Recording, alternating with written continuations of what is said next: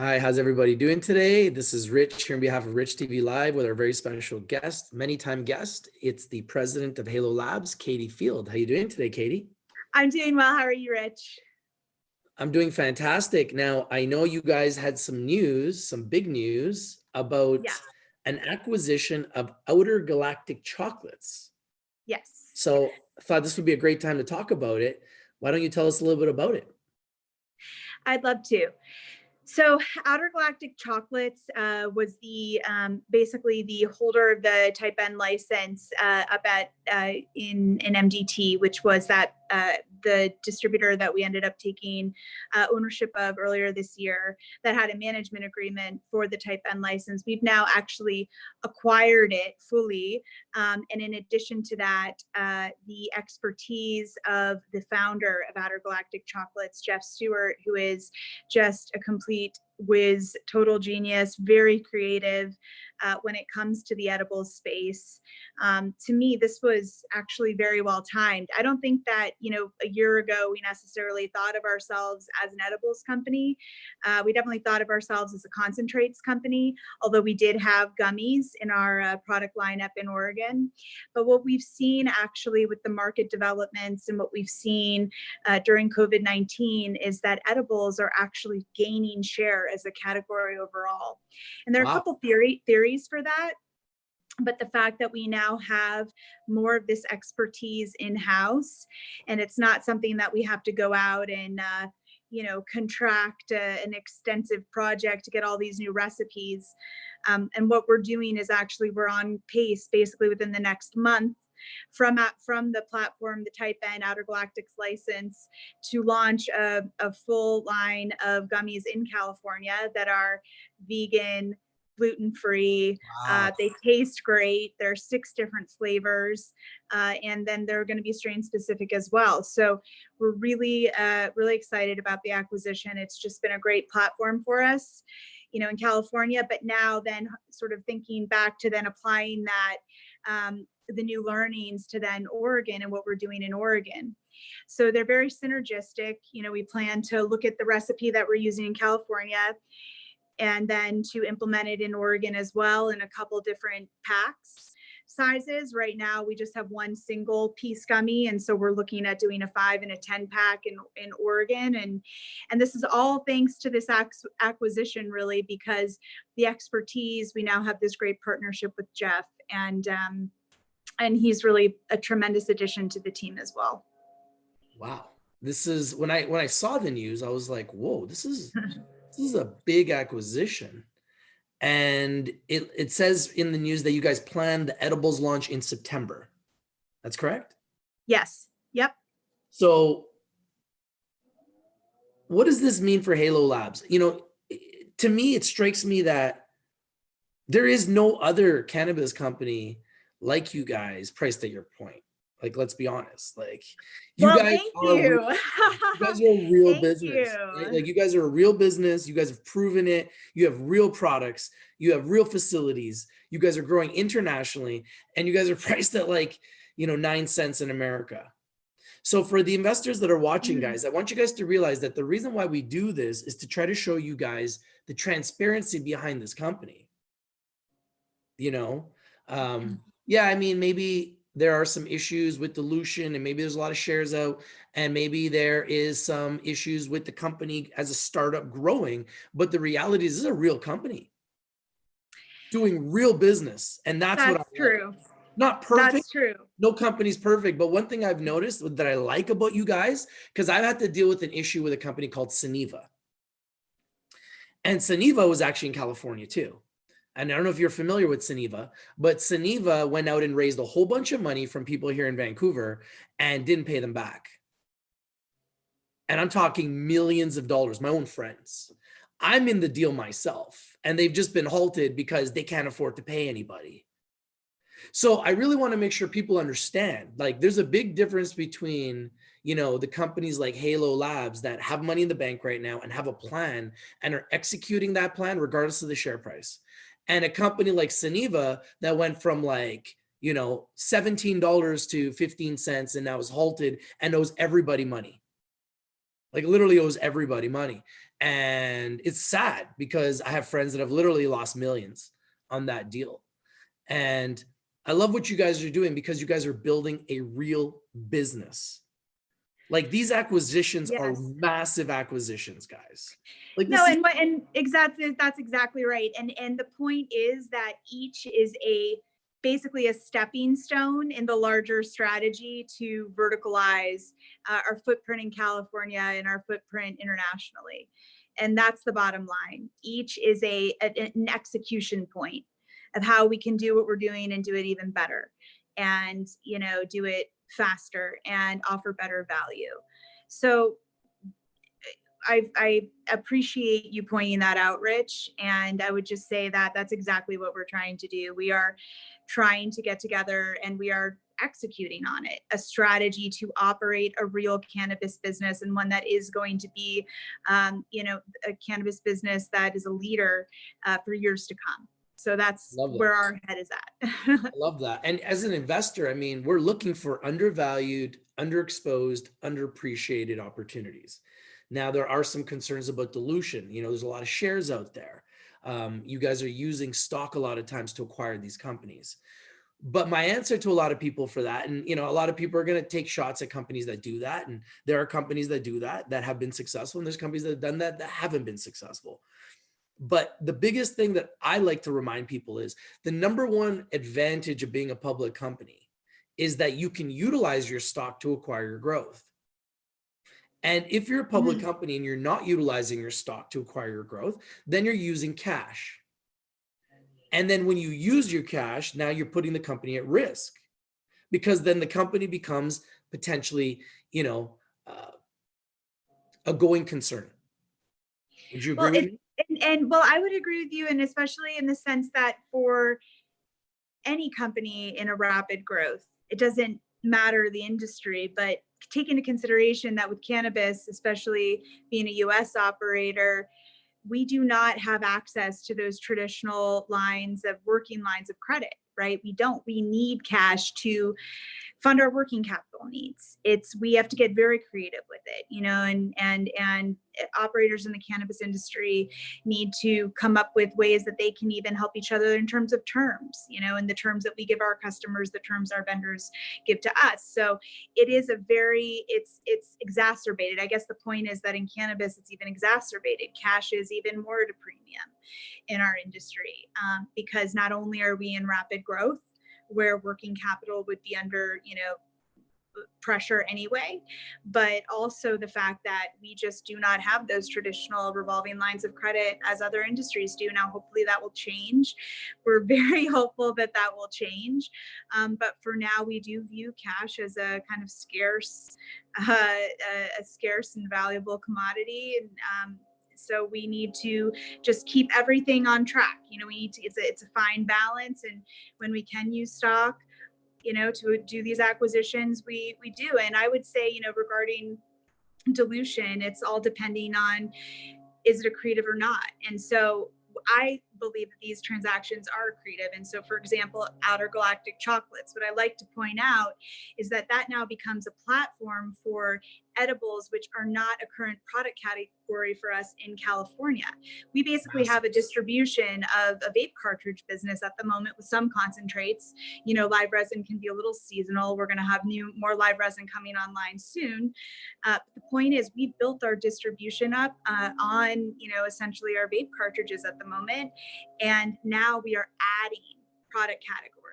That is not something that is going to. That's an additional revenue, guys. Exactly. An what you're additional currently product doing. category of revenue. I love it. I absolutely love what you guys do. So, our dispensaries aren't going to say to us, oh, you're selling gummies now. Well, I'm going to do my standard order and fewer cartridges and a couple of gummies. Now, what they're going to say is, oh yeah, give me my vape cartridges, and let's add on those gummies. Beautiful. Let's add on the dabs. So to me, I see this platform as, again, it's actually accretive. It's going to enhance our sales reps. Cannot wait. Every day I'm seeing the Slack messages. I'm getting a call from our director of sales in California. When are the gummies coming? When are the gummies coming? So our sales reps are clamoring for them. And usually that's because our dispensary customers are clamoring for them. So I think that the cannabis sector is actually turning around. I have three examples why. Three great examples. The first one is True Leaf, who is just on fire, you know, truly quietly on on fire, fire. right? Like the stock is at 26 Yeah. bucks. It's come up from under $10, and quietly, while everyone's talking about the cannabis sector not doing well, quietly True Leaf has been a leader in generating revenue and setting the standard of what a cannabis company can do in America, and what is the potential, right? So I'm really proud of what they've done, because they've really proven it's possible to generate profits. It's possible to be a successful company in the cannabis sector in America. They've proven that. And they also have a fantastic CEO, as far as I'm concerned. And I think I would agree with you. And I think you guys have strong management too, like yourself and Kiran, who I believe is very, very, very sophisticated. And I don't think a lot of people understand what you guys are really doing. You guys are, you know, you're not at $10. You're 10 cents, but you guys are doing like $10 moves. Like you guys are acquiring massive companies. You guys are working with, you know, G-Eazy. You guys are working with some big brands, you know, and brands that are partnering and working with guys like Jay-Z. And like some of the moves you guys are making, I think are great moves. And, you know, the acquisition in Bethello, which I know you wanted to talk a little bit about as well. Yes, no, absolutely. I did want to touch on that. So we are going to have some, you know, just exciting news coming out this week regarding Bethello. Now, of course, we closed that transaction, which everyone said, you know, check. But honestly, there the work begins, right? Because, you know, we have to continue with the phase 1 build out. We have to continue getting our GACP credentialed. Well, in addition to that, you know, we are securing supply agreements. And so we've made substantial progress on that front with offtake agreements. And what that does is solidify the revenue stream coming out of Bethello, because not only are we having the, you know, the footprint, the operating footprint to grow it and to get it certified, now we are lining up the demand to allow it to come, you know, through with those offtake agreements and then ultimately get redistributed to the European Union. Hopefully that's the plan. So it's again, another piece in that supply chain, that verticalization equation that I meant earlier, that every piece is a stepping stone. Well, this is that next stepping stone for Bethello, and we've made substantive progress. So we'll be, you know, giving more details around that later this week. And we'll look forward to talking with everyone more about that later this week. Now I mentioned there's 3 companies. There's True Leaf, there's IIPR, Innovative Industrial Properties. I actually brought that stock at $40. It's $111 now.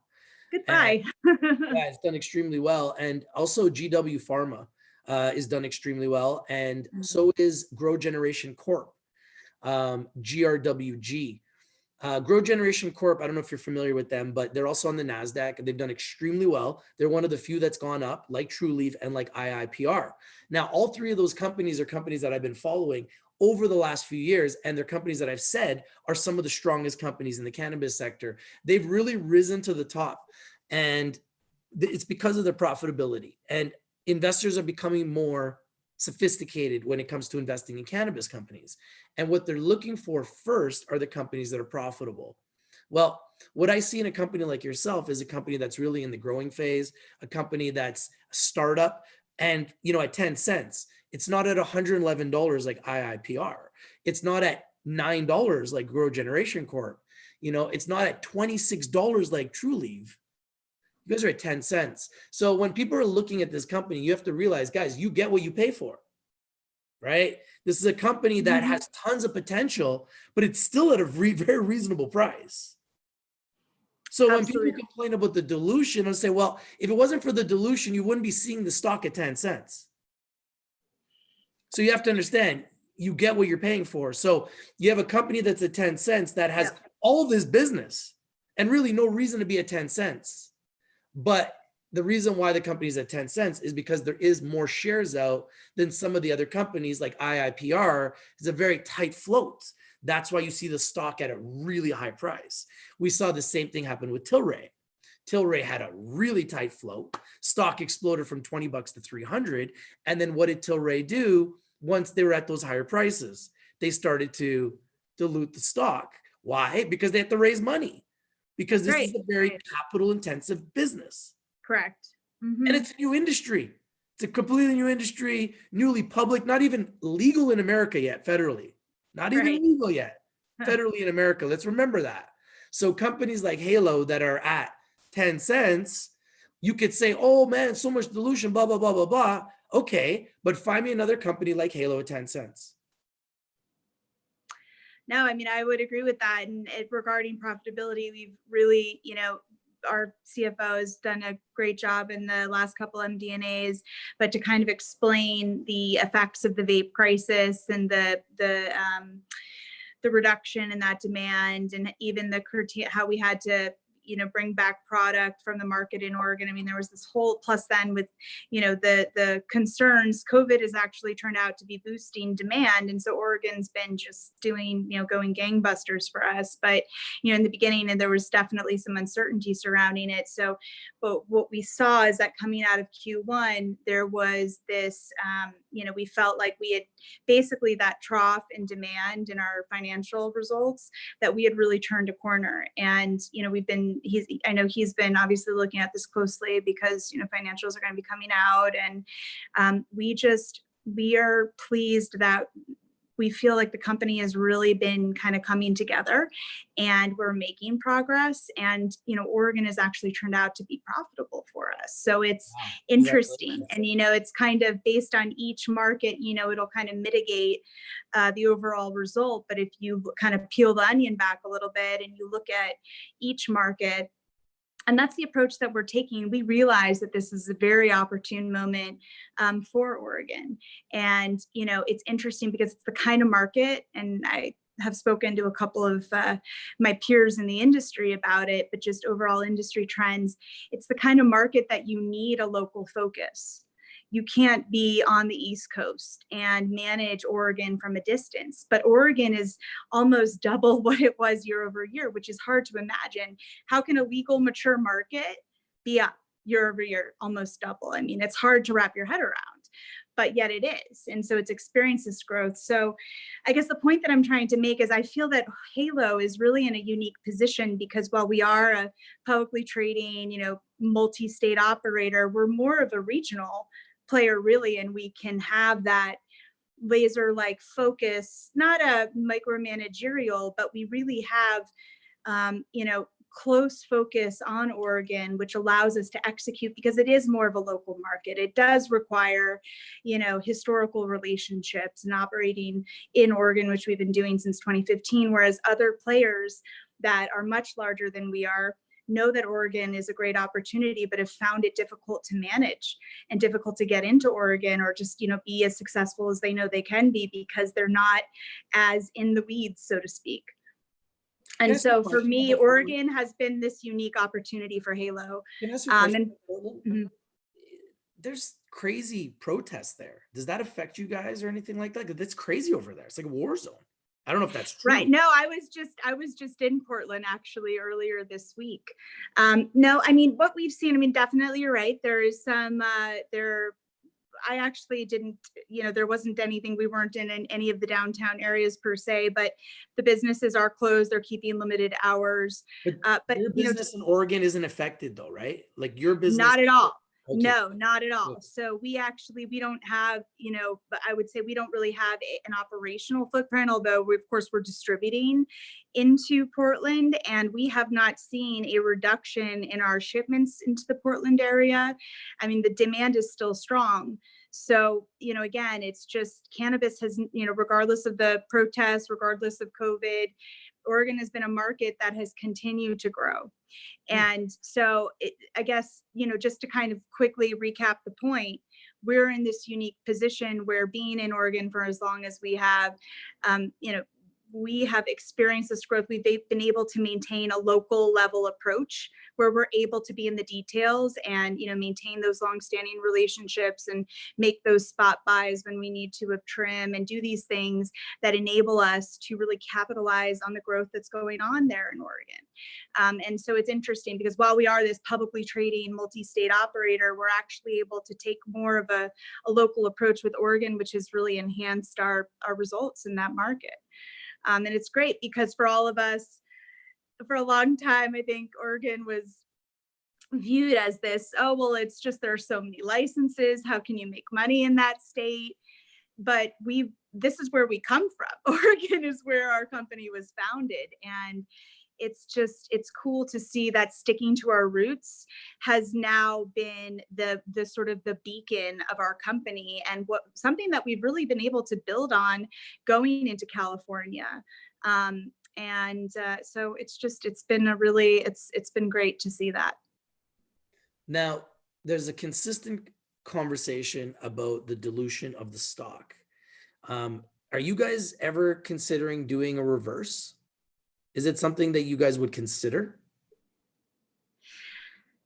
I think as far as we're concerned, it's not that we wouldn't consider it, but as long as we still believe that our investments and our, the acquisitions that we're making and the results that we're delivering show that there is progress, then I believe that's going to be delivered to the earnings that our stock has. And, I don't think people will be continuing to complain indefinitely about dilution. So I think that you will see, and I mean, again, Outer Galactic Chocolates is a great example. Once we get the dispensaries, going in full bore, they won't be complaining about that. Once Buffalo starts now that we are lining up supply, we're into negotiations, deep into negotiations with these supply agreements, and the revenue starts trickling in, and then we see the operating results. I don't think people will be complaining indefinitely about this. Now, if push comes to shove further down the road, Kieran is very sophisticated and understands, and we pay close attention to what our investors say. We absolutely appreciate all of our investors and their feedback. So it's something to keep an eye on, but I don't think any of us, just yet think that that's a measure that we have to take. And so hopefully everyone can be patient and just see that we're continuing to improve and really, hopefully they're pleasantly surprised as we continue throughout this year. And I think it's important for people to understand too, like there's some reverse splits that are done and are very strategic. And if it's done properly, can be hugely successful. This is actually a company, I truly believe that if you were to do a reverse, it would actually help you guys. It would, because you would get at a higher share price. It'd be easier for you to raise capital, right? Mm-hmm. And then you would have less dilution in the security. You already have a very big core of loyal shareholders that believe in the company. And because the share price is so low, even if it did a 10-to-1 and got back, and rolled it back, to something much more reasonable, now you got a $1 share price, you've got less dilution in the security, easier to raise capital. You got all these unbelievable partnerships. Maybe in the future, you could even do a bigger rollback, and then you could even think of, and maybe just do one big reverse and do one bigger rollback and say, we want to go to the NASDAQ or go to the New York Stock Exchange. And we're going to do reverse to $3, $4, $5. That's a strategic reverse if done properly, which I've seen other companies do, like, for example, FSD Pharma. Use them as an example. I don't know if you've seen what they did, but they reversed from 5 cents to like $5. And immediately to the NASDAQ. They didn't have any revenue. You guys actually have revenue. You guys have products being sold. We do have revenue. That's true. Yeah, I don't know how they did it, but mysteriously, they were on the NASDAQ without any revenue ever from sales. So good for them, however they did it. But they're still trading around $4 with still no revenue and no sales. So I've seen it be successful for other companies with no sales.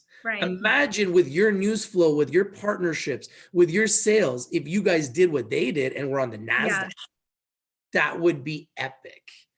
And the beautiful thing is, I think you guys have the wherewithal to do it. Let's remind everybody, this is not a company that's broke. How much money do you guys have in the bank right now? Well, we have a working line of capital that's pretty substantial. We have cash on hand. So I haven't, checked and the other thing too, But it's to not just like keep in mind is 5 that million. You we're guys have right. millions behind you. It's like 8 million or something at least, I think. Well, and our working capital line is higher than that. So, Yeah, and so guys, they have yeah. more than $8 million available to them, cash, when they need it. This is not a company that's desperate. No, And you don't have any debt holders that are coming saying, hey, pay us 10 million or no. we're bankrupt. Like other companies that are Oh, in yes. desperate situations, guys, that you don't understand. Like there's companies that are constantly putting out shares to put out fires, right? This is a company that's putting out shares to acquire their growth. They're not putting out shares because there's debt holders that are knocking on their door saying, if you don't pay us X amount of millions by this date, we're going to take your company. Correct? Right. We are not in that position. And it's, and actually there are some even publicly trading companies that are in that position. And, we look at a lot of assets, in terms of just, we do a lot of due diligence. We constantly are looking at deals, and we've definitely seen some scary things out there, companies where this is the phenomena that they're experiencing, and they do have some significant debt claims that are coming against their company, and they're over leveraged. And so we're very happy to report that that is not the case for us. We do not have anything like that, which helps us to sleep at night. Sadly. Yes. Okay, so I had a question here. What was the deal? So here it is. On July 31st, 2020, Halo acquired OGC in exchange for 1,981,825 Halo common shares, which implies a fair value of 237,819 based on the closing price of the Halo shares on July 31st, 2020. So, okay, and then there's some more here. Upon closing, Halo issued 495,457 Halo shares, 25% of the total consideration to OGC's owner, Jeff Stewart. The remainder of the Halo shares will be paid to Mr. Stewart in 12 equal installments of 123,864 Halo shares. So you've started this process. It's a total of 1.9 million shares. And to be quite frank, what type of revenue are you expecting this to put on the company's balance sheet? Do you have an estimate? Oh, absolutely. I mean, if you think about it, and the other nice thing too is that with it, there is the licensed space where it's completely set up for type N production. Any type of edible that we want, we can do there. So it's, it has all of the right GMP grade per the California regulations. The space is, perfectly set up. It had some equipment there, like a walk-in freezer and different manufacturing equipment. So, plus the license, plus, so it just worked out so well that, we really felt like that was a great valuation. And just, quickly to touch on the 12-month installments, we typically do that. That's just how we structure things. We escrow a certain amount and do release, and we escrow to protect ourselves against unforeseen liabilities. We're not just going to pay out all the shares up front. We're going to, hold back some just to make sure if there's any unforeseen liability, if there's a tax thing that comes up. I mean, this was a smaller scale business, so the risk isn't quite as big, but it's still, we are trying to protect the company, right? So it's a pretty typical structure. But if you think about it, just in terms of, so the way that I would think about this is I would think about, okay, we know that we're doing about 1 million, we're kind of on track to doing, by the end of this year, I would say about 1 million in cartridge sales in California.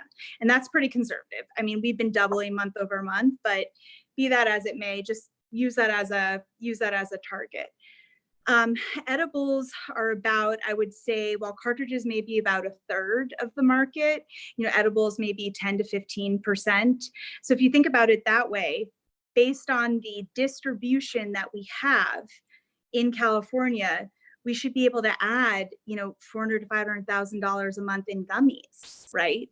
I mean, assuming people like our gummies, I've tasted them, the unmedicated ones, and they're great. I've, you know, we have 6 different flavors, and we've tried all of, you know, he's had us to try all the different flavors to make sure that the taste profile is good before, and we already have the infusions worked out. So, you know, the math on the medicated elements that we're infusing into it. But, you know, to me, that is just tremendous to be able to add that revenue based on having this license. And that's something that, you know, we're not paying a royalty on this recipe. That's IP that Halo now owns, an IP that we can take to markets. So from my perspective, you guys just picked up a potential $4 to $5 million revenue stream for $237,000 in stock. Right. So if you guys don't think that's a genius acquisition, then you guys don't understand economics. Right. Stock, which is printed. They didn't pull money out of their bank account. No, so we didn't. You have to understand, and guy, I'm Canadian. We're very conservative in Canada. Canadian companies do not like to spend cash. They love to have money in the bank. It's a Canadian thing. Canadian companies love to have money in the bank, right? Use the stock to acquire your growth.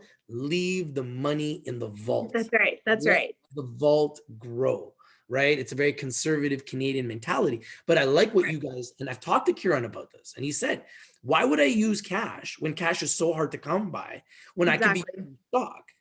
And I can just keep printing stock. And if I need to roll it back one day, we will, but we'll make it worth our while. We'll make it worth the shareholders' while because we're going to have a plan. I'm like, yeah, that makes sense. That's when it makes sense. Now, if you're taking out shares and just selling them the open market and paying yourselves, which I know the management is not doing, like some companies do, and the stock is tanking all the way to pennies, that's a different story. There's a lot of companies that do that. But this is a company that's using their shares to acquire their growth. Yes, and OGC is definitely, Outer Galactic Chocolates is definitely a, you know, that is an example of the approach that we're taking. And in terms of thinking about the revenue that we're adding there, what I just mentioned was for our current state in California. It doesn't mean with our dispensaries open. It doesn't mean with any of these things. It's basically if you just start producing gummies today and you started selling them, you know, and based on the distribution that we have today. So we're pretty confident that turning the gummies on in September timeframe and give it a couple of months by the end of the year, that is going to be delivering strong revenue for us. But then keep in mind too, that that's now IP that we can take into Oregon. We can take into other markets, and we're not, you know, needing to pay a royalty. This now becomes, that is the Hush gummy recipe. And it's given us more liberty to look for additional manufacturing relationships in Oregon, start looking at our own, you know, if we're going to build out our kitchen, to what extent we're going to, what products we're going to do. And we've already started to work with Jeff on several other product lines as well. So this is going to be really good for us and very timely, again, given how that product segment, the edibles product segment, is growing as well. Yeah, this is very exciting. It seems as though every time I have you on the show, you have another big press release. You have another big acquisition. You have another big news. We don't see any other companies doing that. Like across the world that are in the cannabis sector, I don't see anyone doing what you guys are doing. You guys are being extremely aggressive. Now, a year ago, 2 years ago, 3 years ago, everybody was doing acquisitions, right? But the problem was they were doing them at ridiculous prices. Yes. So what happened is now everybody's had to do these terrible write-downs because they acquired all these businesses for way more than what they were worth. Now they've had to write them all down. I don't think people understand what that means. These companies have overpaid for everything. You guys are underpaying.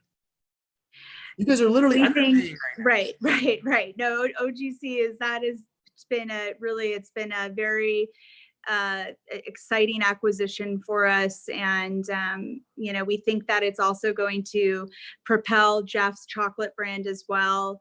And so we view it as a symbiotic relationship, and we're just thrilled to have him as part of the team. But yes, I do. I think that was a good value. The other thing I would add too is that, you know, again, it's an actual business. This isn't an edibles license that now we have to build it out. And now we have to get the local and the state approvals and this and that. And that's the one thing, you know, when everyone was doing the land grab, all of the companies were rushing to do the land grab a couple of years ago at big valuations. Those businesses weren't operational necessarily. You know, maybe they were a little bit, but there were still some things that needed to be built or approvals that they needed, and they weren't just going to turn that business on right away.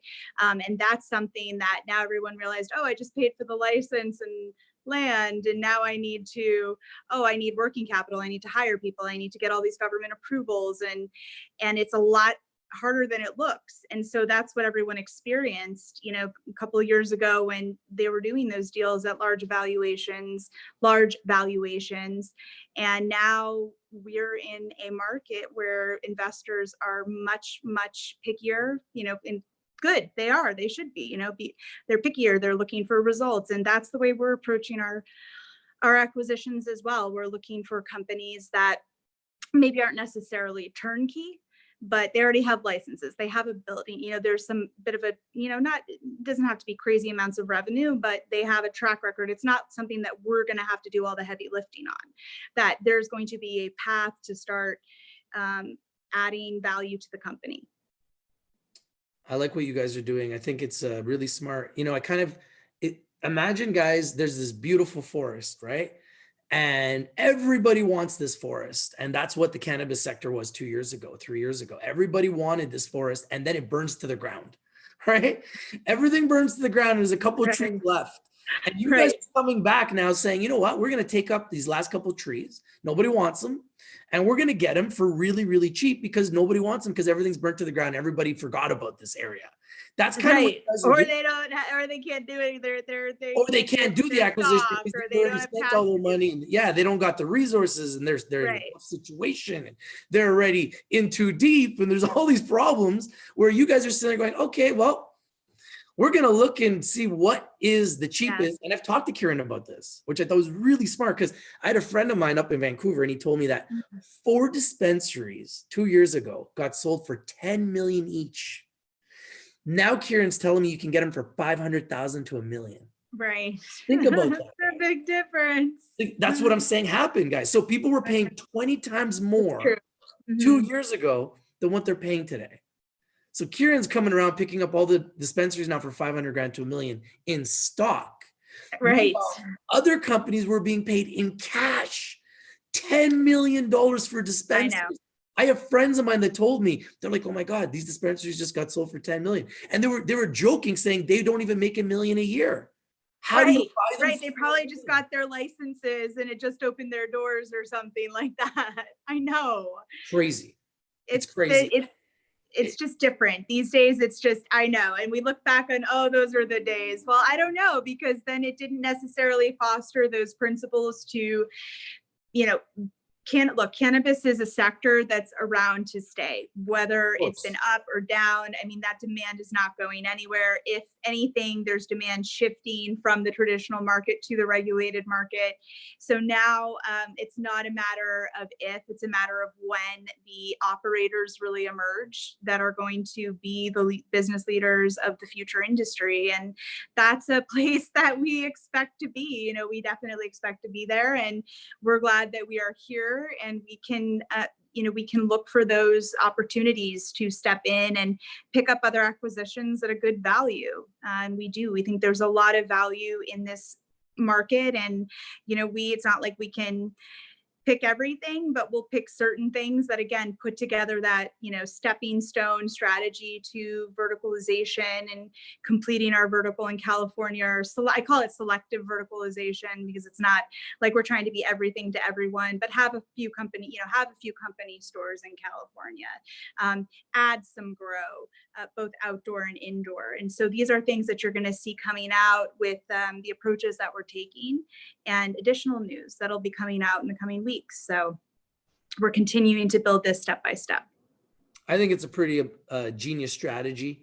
Guys, speaking out loud, you've got shares, they've got value. People like your company, they like your business, they want to work with you. You walk around town saying, okay, guys, we're looking for people to acquire. People call you, you do deals, you start acquiring deals. So what? You're using stocks. So what? Keep doing it. Build this huge huge business filled with revenue generating assets. Kind of reminds me of Berkshire Hathaway, revenue generating assets. And then maybe one day do a rollback to $5, go on a senior exchange. Now you're on the NASDAQ and you've got this huge business, revenue generating. It's a machine and you built it with stock. Not necessarily a bad idea. Kind of genius. Only a few people can actually execute it though. Well, If it's done thank you for correctly. recognizing what we're doing here. I truly appreciate that. And I think that I can speak for Kieran and say that he does as well. So It makes sense because if you were a private company, you wouldn't be able to do that. no, you wouldn't. And that is one thing in the industry, the private companies, there's this tension, sometimes regulations require cannabis companies to stay private. In certain markets in the US, and other times when you've been public. I mean, it's been, to me, the public markets create more scalability. It is a benefit because when you are private, it's, either you have to constantly fundraise, and this environment has been difficult, and it's, you're dealing with private investors. I mean, I guess it's just kind of different, but yes, I think that the public markets have, definitely made us more scalable. So. Yeah, well, congratulations on another massive acquisition. It seems like you're here every week with Thank another you. acquisition. And I don't think people are realizing that. And I don't see, like I said, anybody else doing what you're doing. Nobody else. There are some success stories like True Leaf, Grow Generation Corp, IIPR. They're doing extremely well. And there's no reason why Halo Labs cannot be the next success story. And that's what I want really people to understand. Yeah, you know what? There's some shares out there. Yeah, it's not perfect, but this is a company that is going out there and they are acquiring good businesses, real businesses. That's what I like. At the core of it, it's a real business. There's a lot of companies out there. They put out press releases to get the stock to move. They put out press releases for all different reasons. This is a company that put out press releases because they have an acquisition. They just acquired another business. And Right. it's as though you're doing this almost on a monthly basis. And I'm recognizing it. I know that there's a lot of shareholders recognizing it. I know there's some people that are saying it's not perfect and they're not happy with this, they're not happy with that. Well, you know what, guys? It's important when you invest in stuff to understand that it's important to look at everything. And the beautiful thing about having Katie on the show is if you have a question or concern, please feel free to ask. You can message me. Katie, if anybody has a question or if they want to get in contact with you or they're interested in maybe doing some business with you, how can they get in? Well, we are actually very active on social media. We have a Twitter account and we have an Instagram page. I believe it's Invest Halo Labs. All of those go to our investor relations marketing manager and social media manager, and she and I are in touch on a daily basis. She is just a total powerhouse. She's phenomenal to work with, Cody, and all of those inquiries go to her. I would say, I mean, yes, you can email our sort of info@Halo Canna, and that will trickle to us as well. But we are constantly, via our marketing manager, she is checking those constantly and filtering those comments. So we do hear a lot of what you say, both the good and the not as pleased comments, but we're happy, to hear both. And, just as an example, we had one of our investors or someone that follows us reach out and give us some ideas about California. And so, I know that we've, gotten some good feedback on opportunities there, where to look, or different opportunities. So again, we appreciate all of the feedback, I would say. So, but social media is typically, I would say that if you can, PM us or DM us on social media, that will be the fastest way to get a response. So. Okay, great. Well, thank you so much for joining us here again. Please, anytime you have any big news, we want you to come here first. And I love what you guys are doing with the business. And like I said, if anyone has any questions, please feel free to message Halo directly, Katie or myself. And we'd love to be able to, hopefully continue to tell the story. And hopefully you guys continue to have really good success. And congratulations on another great acquisition. And thank you for giving us all your news and being so transparent. I really appreciate it. There's very few people, in fact, I can't think of anyone that's more transparent that I know of in the public sector as you guys are. So thank you for being transparent for the shareholders, for everyone that's watching. I really appreciate it. And I think it makes a big difference for the people that are watching within our community. So thank you for that. Well, no, thank you so much for having us. And, you're more than welcome. And we always love an opportunity to connect, not just with our investors, but with the market. And, we want to make sure that everyone is in the loop with what we're doing. And, every day we wake up and our job is to execute on our strategic vision. And, we're getting there. We're definitely getting there, which I'm a results oriented kind of person. So it would be hard for me to stick around if I didn't feel like we were really making progress and we had that momentum. But I'm very happy that I am where I am right now. And I'm very happy to be, waking up every day and executing our strategic vision at Halo. So. Well, I think you're doing a fantastic job. Thank you. Thank you for all your effort. And I know I can speak for all the shareholders when I say thank you for coming on our show consistently. It means a lot to be able to answer these questions and, go through all of these acquisitions in detail the way you do. And hopefully you have a great day, continue all the great work, and we look forward to seeing you soon. Likewise, take care. Thank you for watching, everybody. Have a nice day.